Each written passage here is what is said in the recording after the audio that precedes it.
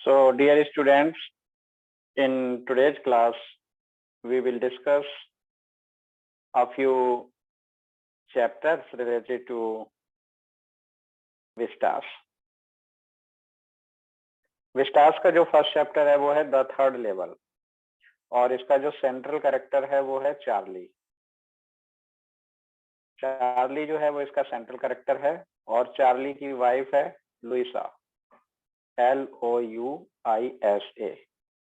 Luisa कौन है? Wife of Charlie, wife of Charlie. और एक कैरेक्टर है इसमें सैम, जो कि फ्रेंड है, चार्ली का फ्रेंड है, फ्रेंड ऑफ चार्ली। तो अभी तक हमने देखा 3 कैरेक्टर के बारे में। चार्ली जो कि प्रोटैगोनिस्ट है, मेन कैरेक्टर है, उसकी वाइफ लुइसा, और उसका जो साइकाइट्रिस्ट फ्रेंड है सैम। ये एक टाइम ट्रेवल की कहानी है। इसमें होता यह है कि चार्ली जो है अपने ऑफिस से आ रहा होता है। चार्ली जो है वो अपने ऑफिस से आ रहा होता है और वो थका हुआ है। वो अक्सर ग्रांड सेंट्रल रेलवे स्टेशन से अपने घर आने के लिए ट्रेन लेता है। Grand central railway station, grand central railway station, grand central station भी बोल देते हैं। यहाँ से वो ट्रेन लेता है, और ग्रांड सेंट्रल स्टेशन जो है ना, एक ट्री की तरह ग्रो कर रहा है। ग्रांड सेंट्रल स्टेशन जो है वो एक ट्री की तरह ग्रो कर रहा है। उसमें बहुत सारे कॉरिडोर, बहुत सारे रास्ते हैं जो कहीं के कहीं निकलते हैं। तो चार्ली का कहना यह है कि वो एक दिन ग्रांड सेंट्रल स्टेशन पे गया, और रियलिटी में जो ग्रांड सेंट्रल स्टेशन था, ग्रांड सेंट्रल रेलवे स्टेशन, इसके 2 लेवल थे, फर्स्ट लेवल और सेकंड लेवल। लेवल नीचे, ग्राउंड फ्लोर से नीचे की तरफ लेवल थे, फर्स्ट लेवल, सेकंड लेवल। लेकिन चार्ली का दावा ये था कि वो ग्रांड सेंट्रल स्टेशन के थर्ड लेवल पर पहुंच गया, जो कि एक इमेजिनेशन थी। रियलिटी में तो थर्ड लेवल था ही नहीं। और जब वो थर्ड लेवल पर पहुंचता है तो वहां पर वो ये देखता है कि वो 1894 में पहुंच गया है। वो 1894 में पहुंच गया है। वहां पर उसने देखा, जब थर्ड लेवल पे पहुंचा तो वहां पर देखा उसने कि ब्रास के बने हुए, पीतल के बने हुए स्पिटून्स रखे हुए हैं। स्पिटून्स का मतलब ये होता है पीकदान, जहां पर लोग फूंकते हैं। और थर्ड लेवल पे उसने ये देखा, वो पुराने टाइम में पहुंच गया था, और वहां उसने देखा कि जो टिकट विंडोज हैं वो बहुत कम है, फ्यूअर टिकट विंडोज,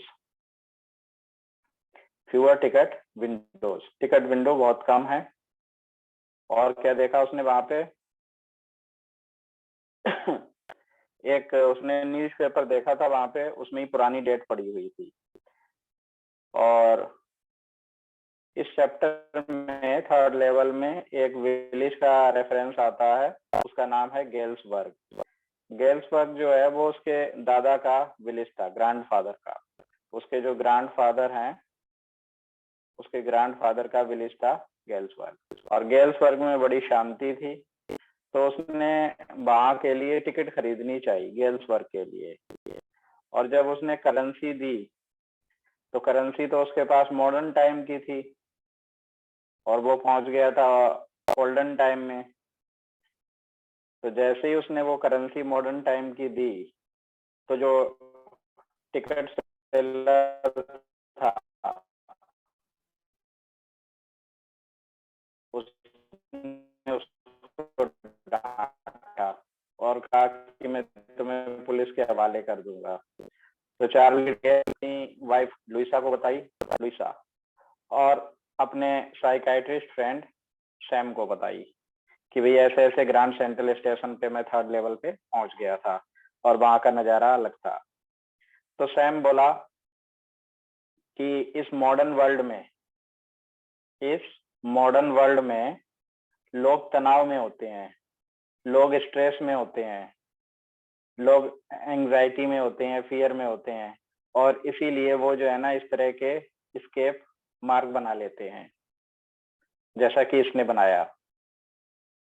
तो इस बात पर जो उसकी वाइफ थी Louisa, she got angry, Louisa got angry. Louisa को ऐसा लगा कि सैम ये कहना चाह रहा है कि I am giving tension to Charlie and that's why he is finding some escape to imaginary world. और इस चैप्टर में एक फिलेटली की बात आई। फिलेटली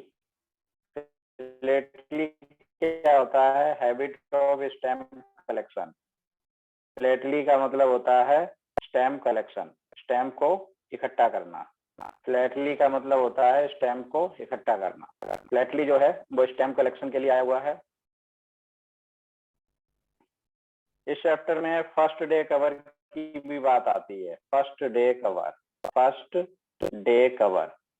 ये फर्स्ट डे कवर क्या होता है? फर्स्ट डे कवर ये होता है कि जो स्टैम्प कलेक्शन के शौकीन लोग होते हैं, जिस दिन भी कोई स्टैम्प जारी होती है तो वो एक एनवलप लेते हैं और उस एनवलप पे वो स्टैम्प लगाते हैं, अपना एड्रेस लिखते हैं, और वो ब्लैंक होता है एनवलप, एनवलप होता है ब्लैंक, और उसे अपने ही एड्रेस पे भेज लेते हैं। तो जिस दिन वो स्टैम्प जारी होती है, जिस दिन वो स्टैम्प जारी होती है उसी दिन की स्टैम्प और मोहर उसमें लग जाती है। इसी ऐसे एनवलप को फर्स्ट डे कवर कहते हैं।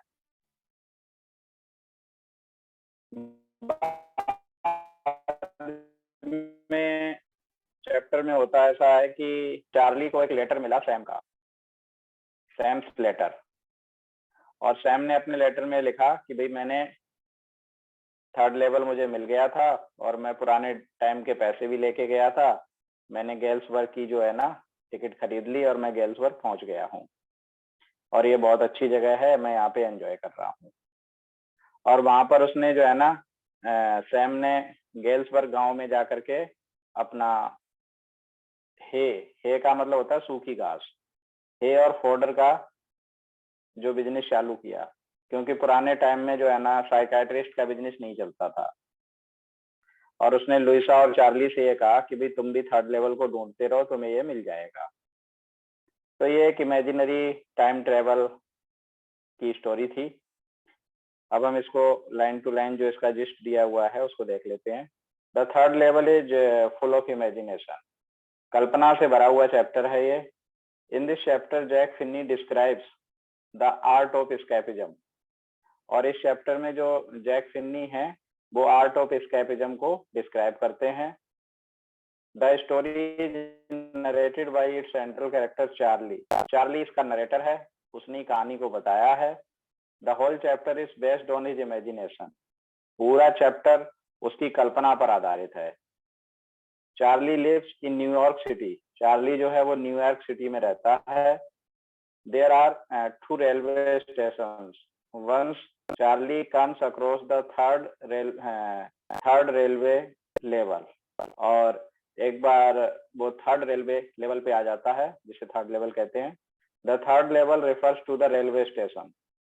रेलवे स्टेशन को ही वो रेफर करता है। और जो थर्ड लेवल है वो चार्ली की इमेजिनेशन है। He describes the 19th century picture at the third level. Third level पे जो 19th सेंचुरी की जो पिक्चर है उसको वो डिस्क्राइब करता है। एक्चुअली में वो 1894 में पहुंच गया था। The doors are narrow and rooms are very small. वहां पर क्या था, जो डोर थे वो नैरो थे, छोटे छोटे कमरे थे। The people wear costumes of old time. और लोगों ने पुराने जमाने के कपड़े पहन रखे थे। इवन द करेंसी जो डिफरेंट टाइप, करेंसी भी वहां पुराने समय की चल रही थी। Charlie is escapist and can't face the hard realities of life. He takes interest in stamp collecting. Charlie की एक आदत थी स्टैम्प इकट्ठी करने की। He remains in present and past. वो प्रेजेंट में भी रहता है और पास्ट में भी रहता है। अपनी कल्पना में ही wanted to visit गेल्सबर्ग। वो गेल्सबर्ग जाना चाहता था जो उसके दादाजी का गांव था। The writer said life is full of worries, wars and fears. जिंदगी जो है चिंताओं से, वॉर से और फियर से भरी हुई है। We should face the problems of life boldly. हमें लाइफ की जो प्रॉब्लम्स हैं उनको बोल्डली फेस करना चाहिए। But Charlie lives in imagination. Charlie क्या करता है, वो कल्पना में रहने लगता है। He receives a letter from Sam. Sam की तरफ से वो एक लेटर रिसीव करता है। In fact Sam is not a real character. Sam जो है वो कोई रियल कैरेक्टर नहीं है। It is written and signed by Charlie himself. जो लेटर था वो चार्ली ने खुद ही लिख लिया था एक्चुअली वो, और खुद ही साइन कर लिए थे, क्योंकि वो फर्स्ट डे कवर के अंदर पाया गया था। चार्ली का जो फर्स्ट डे कवर का कलेक्शन था, फर्स्ट डे कवर के अंदर चार्ली उसका सैम का लेटर पाया गया था। तो ये एक स्टोरी थी थर्ड लेवल की। एक स्टोरी और हम डिस्कस करते हैं, the tiger king. The tiger king जो है, the tiger king, the tiger king कहानी है एक राजा की जिसका जन्म प्रतिबंधापुरम गांव में हुआ था।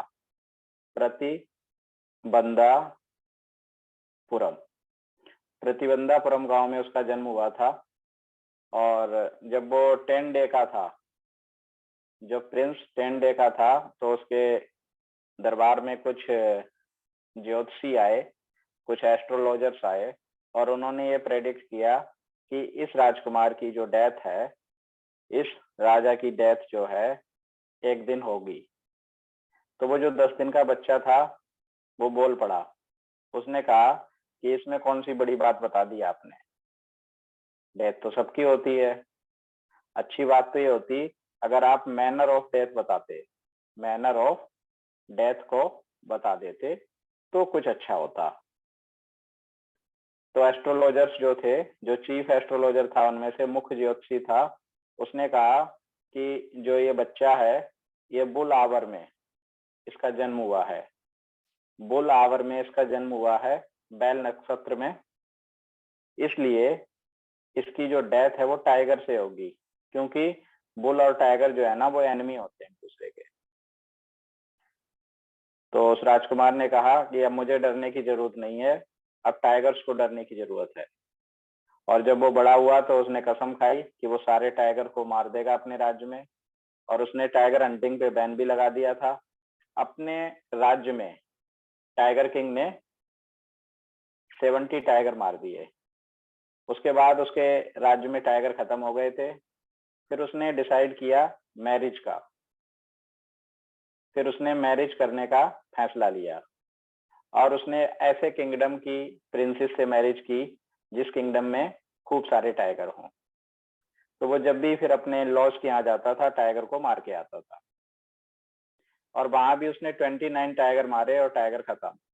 अब एक टाइगर बचा हुआ था, तो राजा का जो दीवान था, मंत्री था, उससे कहा कि भाई टाइगर ढूंढ के लाओ, नहीं तो तुम्हारी नौकरी खतरे में आ जाएगी।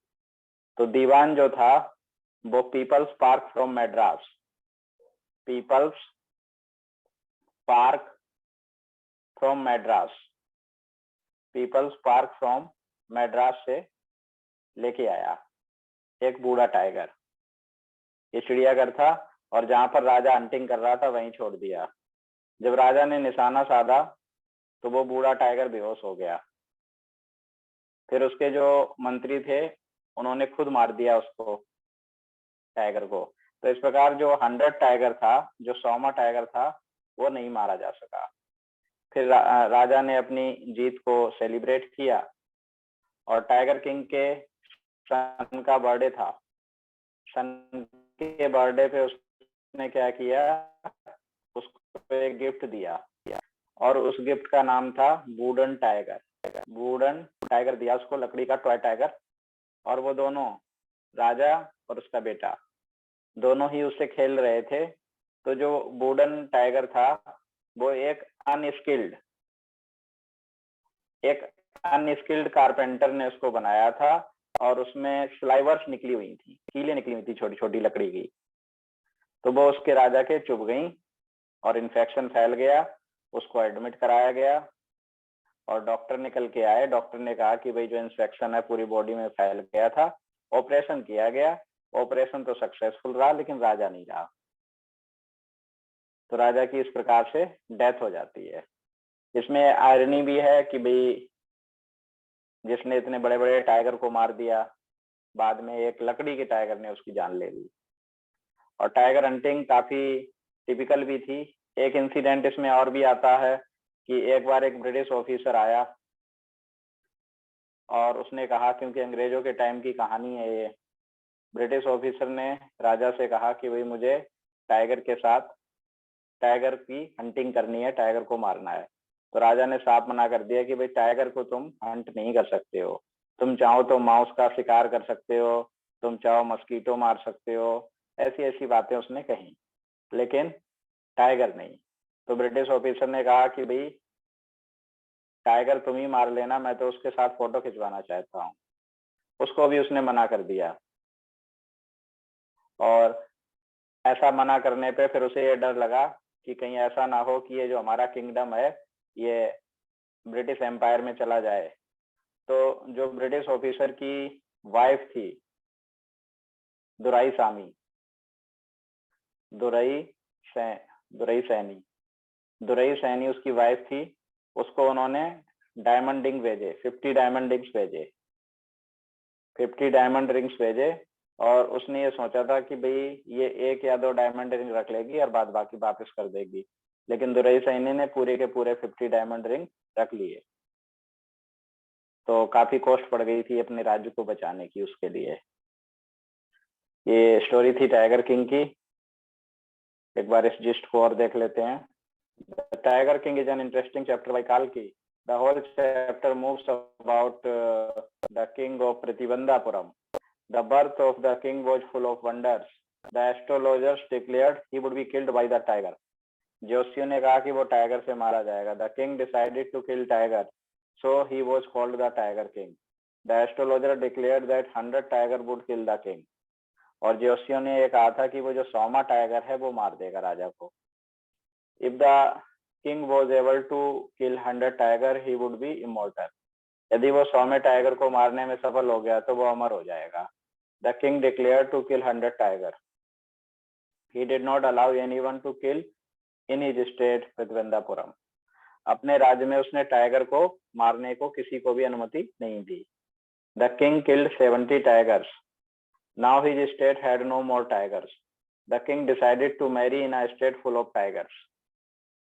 Whenever he visited his laws, he would kill tigers. The king was able to kill 99 tiger, मारने में वो सफल हो गया था। The king declared that he would not return home without killing 100 tiger. At last, the Diwan found an old and sick tiger from People's Park in Madras. The king fired at the tiger and was happy to kill 100 tiger. In real, the king could not kill the 100 tiger. One day he was playing with the wooden toy tiger of his son. He was injured by the tiger. The doctor treated him, but in vain. Thus the 100 tiger caused the death of the Tiger King. तो इस प्रकार जो 100 tiger था वो उसकी death का कारण बना। तो ये जो 2 चैप्टर आज डिस्कस हुए, you can understand and memorize these 2 chapters.